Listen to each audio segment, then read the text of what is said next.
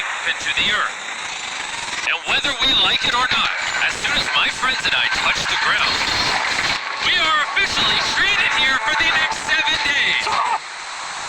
That might have been the scariest thing I've ever done. First things first, we gotta get really far away from where we rappelled down. Why? If it storms, this entire area could flash flood, fill up like an ocean, and potentially drown us all. Which is why we're going deep into the cave to set up base camp. Bro, this is just wicked. Dude, this is like a different world. This cave entrance may be beautiful, but looks can be deceiving. We didn't know it yet, but the next 7 days will by far be the hardest of our entire lives. It's gonna get dark in a couple hours. If we don't have a camp, we're screwed, okay?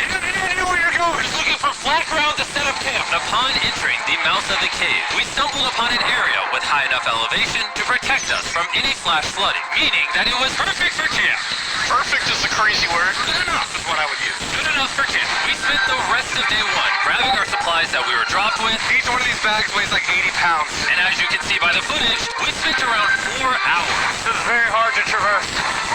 Getting all of it back up to our base camp. Alright, we've got some lights on in here. Our supplies are finally at our home base. And if you point the camera over there, you'll see it's pitch black.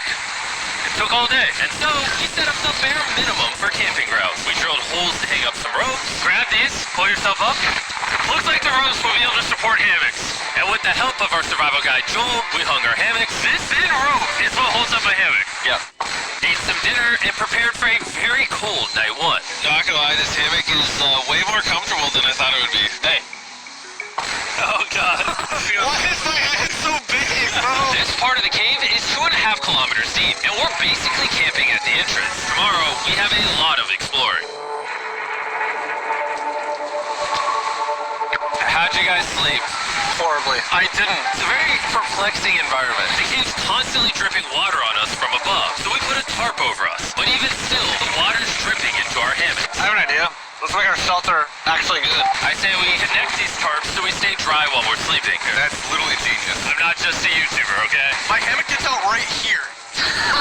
Are we serious right now? This is where I just got out of bed. And we didn't realize it at the time, but this hole is almost 40 feet deep. So while Sean and I got started on the super tarp, Mac and Carl went to see how dangerous this hole was for themselves. Do you see my hammock up there? That is where I slept. Now look at this. And because everything looks the same, and it's probably pretty hard to follow us in this cave, on this map you can see our home base and how far they're moving away from it. Alright, Mac. It's been real, bro. Oh, bro, this is crazy. While the boys are randomly exploring, me and Sean actually have to work on the camp.